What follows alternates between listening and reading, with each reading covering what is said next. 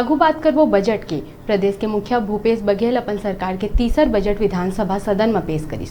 छत्तीसगढ़ के औद्योगिक और अधोसंरचना क्षेत्र में विकास के संग प्रदेश के पुरातन संस्कृति के संरक्षण और स्थानीय कृषि उत्पाद के विकास बर प्रदेश के संग देश भर में सी मार्ट खोले के प्रस्ताव बजट में पेश करी गई।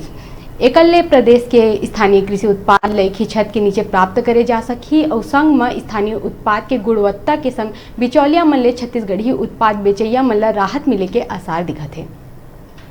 छत्तीसगढ़ के स्थानीय कृषि उत्पादों जैसे ढेकी का कूटा चावल, घानी से निकला खाद्य तेल, कोदो, कुटकी, मक्का से लेकर सभी तरह के दलहन फसलें, विविध वनोपज जैसे इमली, महुआ, हर्रा, बहरा, आंवला, शहद एवं झाड़ू फूल इत्यादि व वनोपज से निर्मित उत्पाद तथा टेराकोटा, बेल मेटल, बांस शिल्प, चर्म शिल्प, लौह शिल्प, कोसा शिल्प तथा छत्तीसगढ़ी व्यंजनों जैसे सभी सामग्रियों को एक ही छत के नीचे विपणन की सुविधा प्रदान की जाएगी।